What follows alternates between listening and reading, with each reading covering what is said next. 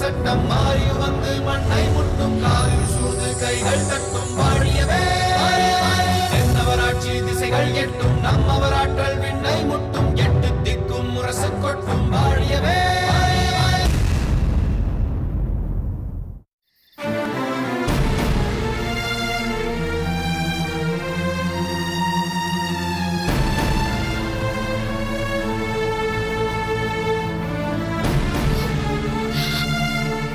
மலர்கொடி, இப்போது என்ன நடந்துவிட்டது என்று இப்படி கண்ணீர் விட்டுக் கொண்டிருக்கிறாய்? நீ மிகவும் தைரியமானவள், எதற்கும் கலங்காதவள் என்று நினைத்துக் கொண்டிருக்கிறேன். நீயே இப்படி இருக்கலாமா? நான் ஒவ்வொரு முறையும் மனம் கலங்கி கண்ணீர் விட்டுக் கொண்டு நின்ற போதெல்லாம் நீதானே ஓடி வந்து ஆறுதல் கூறி என்னை தேற்றிருக்கிறாய். இப்போது நீயே இப்படி இருந்தால் எனக்கு நீ சொன்ன ஆறுதல் மொழிகளுக்கும் தேர்தல் வார்த்தைகளுக்கும் என்ன பொருள் இருக்கிறது? அந்த பிரச்சனை வேறு, இப்போது மடலில் வந்திருக்கும் பிரச்சனை வேறு பூங்கோதை. பாண்டிய நாட்டிலிருந்து வந்திருக்கும் மடலில் பாண்டிமா தேவியார் உடல் நலம் இல்லாமல் படுத்த படுக்கையாய் கிடக்கிறார் என்ற செய்தி அல்லவா வந்திருக்கிறது.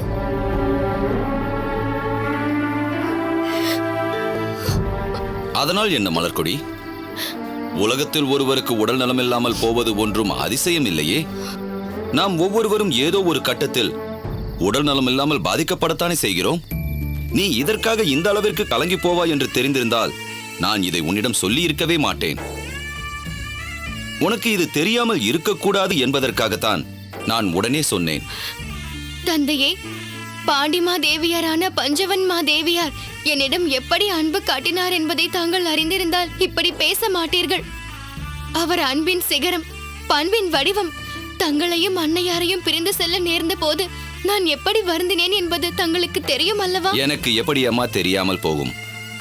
நான் காலையில் கண் விழிப்பதே உன்முகத்தில் தான் என்னும் அளவிற்கு ஒவ்வொரு நாளும் நீதான் என் அருகே நின்று தந்தையே தந்தையே என்று அழைப்பாய். அந்த குரல் கேட்ட மறுகணமே நான் கண் விழித்துக் கொள்வேனே. அந்த குரலை இனி தொடர்ந்து கேட்க முடியாது, அந்த முகத்தில் இனி ஒவ்வொரு நாளும் விழிக்க முடியாது என்ற நிலை வந்தபோது நான் எப்படி கலங்கி போனேன் என்பது உனக்கு தெரியாதா? மலர்கொடி, இப்போது எதற்கு அதையெல்லாம் நினைவுபடுத்தி மாமாவின் மனதை கலங்க செய்கிறாய்? தந்தையின் மனதை வருந்தச் செய்ய வேண்டும் என்பதற்காக நான் அதை சொல்லவில்லை. அப்படி நான் என் தந்தையாரையும் தாயாரையும் பிரிந்து இனி நாம் எப்போதோ ஒரு முறைதான் இங்கு வர முடியும், எப்போதும் போல் அருகிலேயே இருந்துவிட முடியாது என்று வேதனைப்பட்டபடி பாண்டிய நாட்டிற்கு சென்ற போது என் அத்தையார் பாண்டிமா தேவியாரின் அன்புதான் என் கலக்கத்தை நீக்கியது. அவர் காட்டிய பாசம் ஒரே நாளில் என் மனக்குறையை போக்கியது. இதோ என் தாயும் தந்தையும் ஒருவராகி பஞ்சமா தேவியாராக வந்திருக்கிறார் என்று என்னை நினைக்க செய்தது. ஒரு பெண் பிறந்த வீட்டிலிருந்து பெற்றவர்களை பிரிந்து புகுந்த வீட்டிற்கு வரும் துயரம் எத்தகையது என்பதை அவர் நன்கு அறிந்திருந்தார். அதனால் என் மீது பாசத்தை பொழிந்து நான் நாடு விட்டு நாடு வந்திருக்கிறேன் என்ற எண்ணமே எனக்கு இல்லாதபடி செய்துவிட்டார். அத்தகைய அன்பின் வடிவம் இன்று நோயுற்று படுக்கையில் கிடக்கிறார் எனும்போது என் மனம் பதறாதா? உடனே அவரை போய் பார்க்க வேண்டும் என்று என் நெஞ்சம் துடிக்காதா? அதுதான் உன் விருப்பம் என்றால் இன்றே உன்னை அனுப்பி வைக்க ஏற்பாடு செய்கிறேன். இல்லை அண்ணா,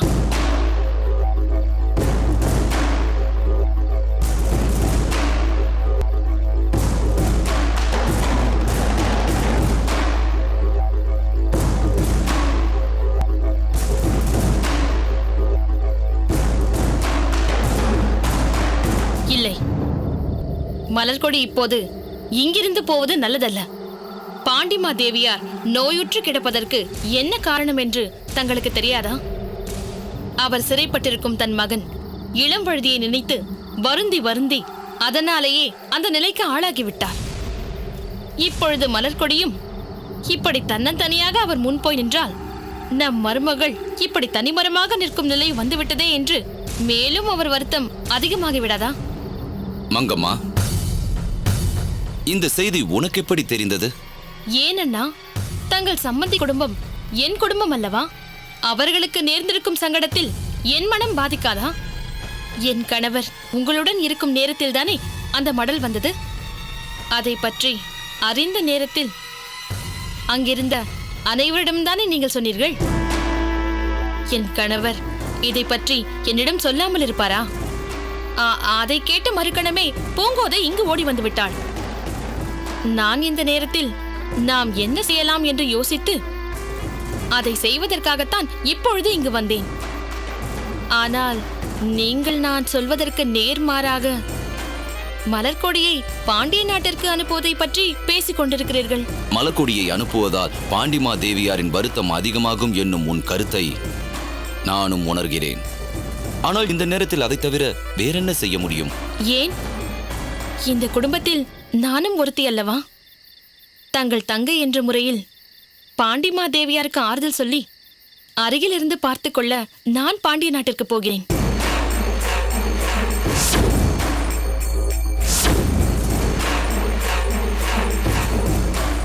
அம்மா, நீங்கள் இங்கிருந்து சென்று விட்டால் என்னையும் கதிர்காமனையும் யார் பார்த்துக் கொள்வார்கள்?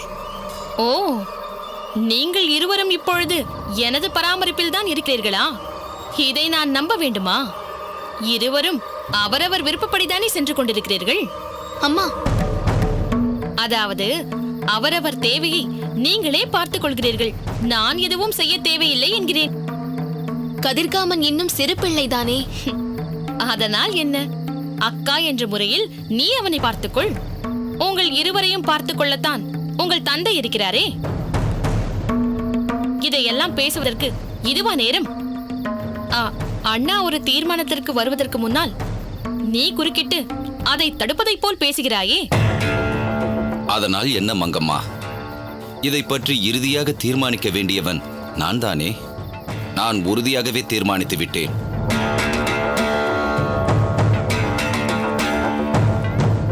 மங்கம்மா, நீ உன் விருப்பப்படி பாண்டிய நாட்டிற்கு சென்று வா.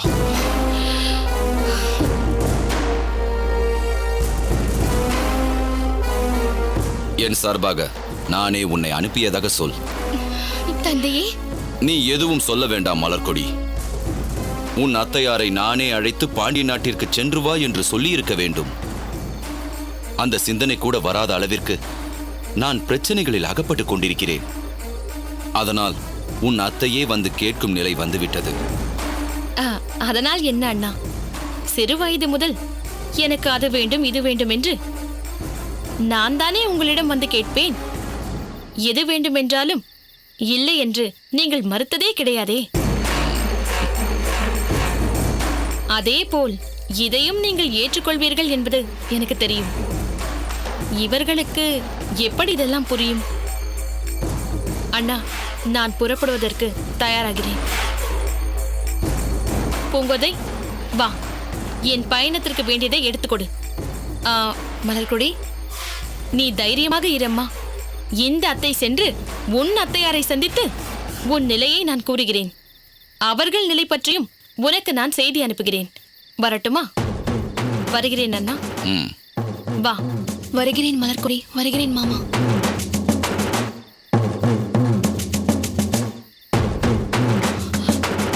தந்தையே, என்ன இது? இருந்திருந்து இவரை நீங்கள் இப்போது பாண்டிய நாட்டிற்கு அனுப்புகிறீர்கள். அவர் அங்கு சென்று ஏதாவது குழப்பங்களை ஏற்படுத்த மாட்டார் என்று என்ன நிச்சயம்? நிச்சயம் அது நடக்கும். ஆனால் இங்கு சில காலம் குழப்பம் இல்லாமல் இருக்கும் அல்லவா? அதற்காக தான் அப்படியாவது போய் வரட்டும் என்று தீர்மானித்தேன். இங்காவது எந்த பிரச்சனையானாலும் எதிர்கொண்டு முறியடிக்க தாங்கள் இருக்கிறீர்கள். அங்கு யார் இருக்கிறார்கள்? செழியன் இருக்கிறானே அம்மா. அவன் மங்கம்மாவின் ஒவ்வொரு அசைவையும் கண்காணித்து அதற்கேற்ப செயல்படுவான். நீ கவலைப்படாதே. மங்கம்மா அங்கு செல்வதற்கு முன் என் மடல் செழியனை சென்று சேரும்.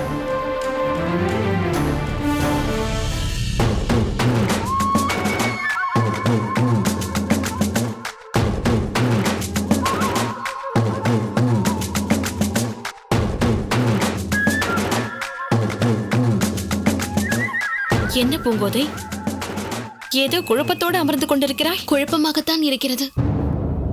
மன்னர் இருப்பிடத்திலிருந்து புறப்பட்டது முதல் இங்கு வரும் வரை கூட ஏதும் பேசாமல் வந்தாயே. என்ன பேசுவதென புரியவில்லை. ஏன், என்னவாயிற்று? நீங்கள் இப்பொழுது எடுத்திருக்கும் தீர்மானம் நல்லதற்கு தானா என்று யோசிக்கிறேன். நீ எதை பற்றி யோசிக்கின்றாய்? நீங்கள் எதற்காக இப்போது பாண்டிய நாட்டிற்கு போக வேண்டும் என்று தீர்மானித்தீர்கள்? என்ன பூங்கோதை, இப்போது நீ என்ன சொன்னாய்? யார் இப்போது பாண்டிய நாட்டிற்கு போக போவதாக சொன்னாய்? அம்மாதான் பாண்டிய நாட்டிற்கு போக தீர்மானித்திருக்கிறார். அடியே, நான் என்ன நானாகவா பாண்டிய நாட்டுக்கு போக வேண்டும் என்று ஆசைப்பட்டேன்? மாமன்னர் தானே என்னை அனுப்பி வைப்பதாக கூறினார். அம்மா, பூங்கோதை, மாமன்னர் சொன்னதால் மங்கம்மா பாண்டிய நாட்டிற்கு போக போகிறாளா? மங்கம்மா ஆசைப்பட்டதால் மாமன்னர் அனுப்பி வைக்கிறாரா என்பது முக்கியமல்ல. அதை பற்றி நாம் விவாதிப்பதும் அவசியமல்ல. நான் எதற்காக சொல்ல வந்தேன் என்றால், நீ ஒன்றும் சொல்ல தேவையில்லை. உன் தந்தைதான் அதை விவாதிக்க தேவையில்லை என்று சொல்லிவிட்டார் அல்லவா? விடு. ஆனால் இந்த பிரச்சனையை நான் அவ்வளவு எளிதாக விட்டுவிட முடியாது மங்கம்மா. மாமன்னர் சொன்னார் என்று நீ சொன்னாலும் எந்த நிலையில் சொன்னார், ஏன் சொன்னார் என்பதெல்லாம் யோசிக்க வேண்டியதாகும். நீ இப்பொழுது என்னிடம் சொல். எனக்கு ஒன்றும் போக வேண்டும் என்ற விருப்பம் கிடையாது. மன்னர் சொன்னதால் தான் போகலாம் என்று நினைக்கிறேன் என்று சொல். நானே சென்று என் மனைவியை இப்படியெல்லாம் அவள் விருப்பம் இல்லாமல் பாண்டிய நாட்டிற்கு அனுப்பாதீர்கள் என்று சொல்லிவிட்டு வருகிறேன். இல்லை இல்லை இல்லை, நான் போக வேண்டும் என்றுதான் ஆசைப்படுகிறேன். போகத்தான் போகிறேன். நீ எதற்கு அங்கு போக வேண்டும்? அங்கு சென்று நீ செய்யக்கூடியது என்ன இருக்கிறது? அடடா பூங்கோதை, நீ உன் தந்தையிடம் விஷயத்தை சொல்லவே இல்லையா? எதை சொல்ல வேண்டும் என்கிறீர்கள்? அதுதான், நான் எதற்காக போகிறேன், அதாவது மன்னர் எதற்காக என்னை அனுப்புகிறார் என்பதை பற்றி. அதை நீங்களே சொல்லலாமே. பாண்டிமா தேவியார் படுத்த படுக்கையாக கிடக்கிறாராம். என் அண்ணனின் சம்பந்தி அந்த நிலையில் இருக்கும்போது நான் சென்று பார்ப்பது அவசியம் இல்லையா? அதற்காகத்தான் நான் போகிறேன் என்கிறேன். அதாவது மன்னர் உன்னை அனுப்புகிறார், அப்படித்தானே? புரிந்து கொண்டீர்களே. இனி என்ன? மங்கம்மா, இப்படி உட்பொருள் வைத்து பூடகமாக பேசுவதெல்லாம் போதும். நீ எதற்காக திடீரென்று பாண்டிய நாட்டிற்கு போக நினைத்தாய்? பாண்டிமா தேவியை பார்க்க என்ற கதையை என்னிடம் சொல்லாதே. இங்கு மலர்கொடி வருந்துவதை பற்றியே கவலைப்படாதவள், மன்னர் துடித்துக் கொண்டிருப்பதையே பொருட்படுத்தாதவள், அங்கு சென்று பாண்டிமா தேவிக்கு பக்கத்தில் அமர்ந்து ஆறுதல் சொல்ல போகிறாயா? வேறு எதற்காக செல்கிறேன் என்கிறீர்கள்? சோழ நாட்டோடு சம்பந்தம் வைத்துக் கொண்டதால் உங்கள் நிலை என்னவாயிற்று பார்த்தீர்களா என்று எகத்தாளமாக பேசி அவர்களை நோக வைப்பதற்காக போகிறாய். அந்த பாண்டிமா தேவி ஏற்கனவே நொந்து போய்தானே படுக்கையில் கிடக்கிறார். நான் வேறு ஏதேனும் பேச வேண்டுமா? இங்கே ஏற்கனவே செய்து கொண்டிருக்கும் குழப்பங்கள் போததா? அங்கு சென்று வேறு ஏதேனும் செய்ய வேண்டுமா? எல்லா குழப்பங்களுக்கும் காரணம் நீங்களாக இருக்கும்போது என் மீது பழி போடுகிறீர்களா? மங்கம்மா, இப்படியெல்லாம் பிரச்சனையை திசை திருப்புவதால் நான் இந்த பிரச்சனையை இப்படியே விட்டுவிட முடியாது. நீ பாண்டிய நாட்டிற்கு செல்வது அவர்களுக்கும் நல்லதல்ல, உனக்கும் நல்லதல்ல. ஏதோ சம்பதியின் தங்கை என்று உன்னிடம் மரியாதை வைத்திருக்கிறார்கள்.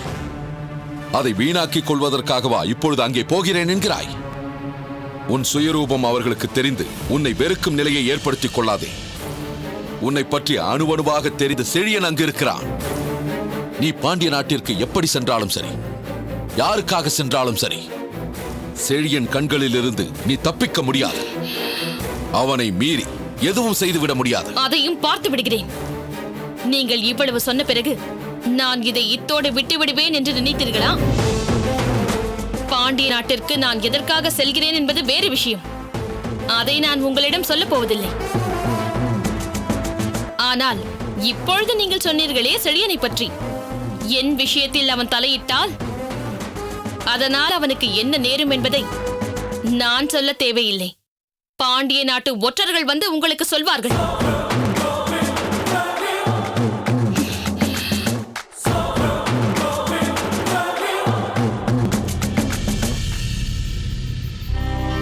இருங்கோவேள், நீ ஏன் என் வாழ்வில் குறுக்கிட்டாய்? நீ வராமல் இருந்திருந்தால் என் வாழ்க்கை நேரான பாதையில் சென்றிருக்குமே. இன்று என் வாழ்க்கை ஒரு கேள்விக்குறியாக நின்று விட்டதே. இருங்கோவேள், உன்னை முதலில் சந்திக்கும் போதே இருங்கோவிலாகவே சந்தித்திருந்தால் என் வாழ்வில் இவ்வளவு குழப்பங்கள் வந்திருக்காதே. ஆனால் நீ முதலில் வீரபாண்டியாகத்தானே என்னை சந்தித்தாய்.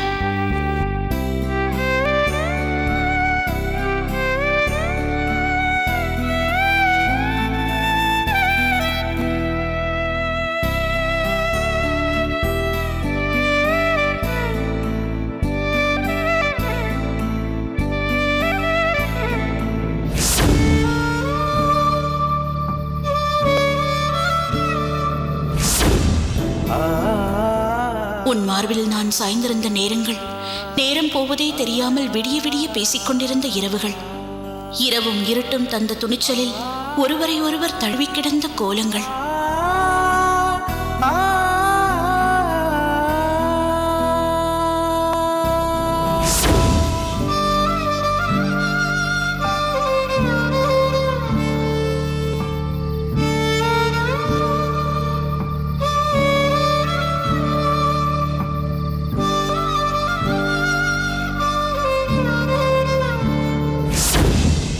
என்னையே உன்னிடம் நான் இழந்த பிறகு நீ இருங்கோவேளாக இருந்தால் என்ன, வீரபாண்டியாக இருந்தால் என்ன, இனி நான் உன்னை விட்டு விலக முடியாது என்ற நிலை ஏற்பட்டு விட்டதே. என் வாழ்வு உன்னோடுதான் என்ற நிலை ஏற்பட்ட பிறகு நான் என்ன செய்ய முடியும்?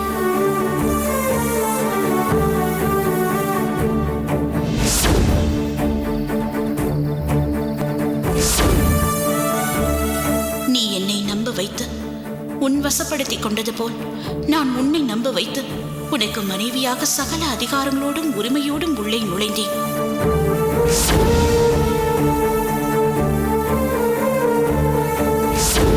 உன்னை நானே என் கரத்தாலேயே நெருப்பு வைத்து எரித்தேன். என்னை ஏமாற்றிய துரோகி மடிந்தான்.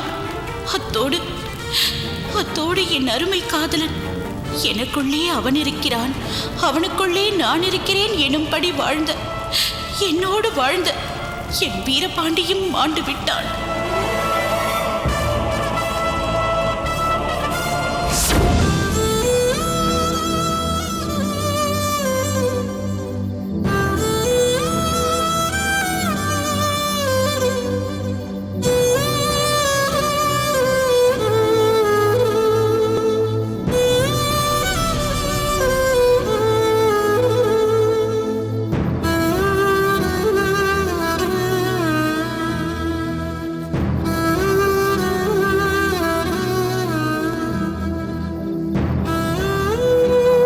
முத்துநகை,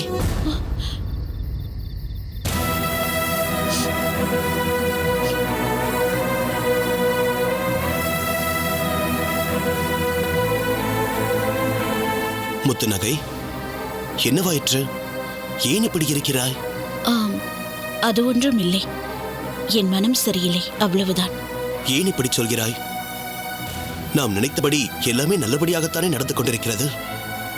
கபிலர் பெருமான் வகுத்து தந்த திட்டத்தின்படி செயல்பட்டதால் மிக எளிதாக அரண்மனைக்குள் நுழைந்து அரசரையும் நெருங்கிவிட்டோமே. இனி பாண்டிய இளவரசரை மிக எளிதில் நெருங்கிவிட முடியுமே. அதிலொன்றும் எனக்கு சந்தேகம் இல்லை. நிச்சயமாக நாம் அதை நிறைவேற்றி விடுவோம். பிறகென்ன? நான் அதை நினைத்து கலங்கவில்லை. எனது கடந்த காலத்தை நினைத்துதான் கண்ணீர் வடித்துக் கொண்டிருக்கிறேன். ஓ, முத்துநகை பழைய நினைவுகளில் மூழ்கி இருக்கிறாள். அதிலிருந்து படிப்படியாக மாற்றி வெளியே கொண்டு வந்து நம் காதலை சொல்வதற்கு இதுதான் சரியான தருணம். முத்துநகை, உன் நிலை எனக்கு புரிகிறது. உன் கடந்த கால நினைவுகள் இன்னும் உன்னை எந்த அளவிற்கு வருத்திக் கொண்டிருக்கிறது என்பது தெரிகிறது. ஆனால் நடந்தவை தானே. அதை நம்மால் இனி மாற்ற முடியாதல்லவா? அதனால் அதையெல்லாம் மறந்துவிடு. இனி நடப்பவை நல்லவையாக இருக்கட்டும் என்ற சான்றோர் வாக்கை ஏற்று நடந்து கொள். நீங்கள் சொல்வதும் சரிதான். நடந்ததை மாற்ற முடியாதுதான். ஆனால் அதன் நினைவுகள் நம்மை விட்டு அவ்வளவு எளிதில் போய்விடாதே. அது என்றென்றும் நம்மோடு இருக்கத்தானே செய்யும். புதிய வாழ்க்கையை ஏற்றுக்கொண்டால் பழைய வாழ்க்கையின் நினைவுகள் மாறிவிடுமே. அதற்காக என்ன செய்ய வேண்டும் என்கிறீர்கள்? தகுதி வாய்ந்த ஒருவரை தேர்ந்தெடுத்து திருமணம் செய்து கொள். வரும் கணவரோடு இணைந்து நடத்தும் இல்லற உறவு பழைய நினைவுகள் எல்லாவற்றையும் அழித்து விடுமே. திருமணம்? எனக்கு திருமணம்? என்ன நினைத்து கொண்டு எப்படி பேசுகிறீர்கள்? நான் ஏற்கனவே திருமணமானவள் என்பது தங்களுக்கு தெரியாதா? நன்றாக தெரியும். நீ இருங்கோவேளை மணந்ததே அவனை பழி தீர்ப்பதற்காகத்தான் என்பதும் தெரியும். அவனோடு நீ ஒரு கணம் கூட மனைவியாக வாழவில்லை என்பதும் எனக்கு தெரியும்.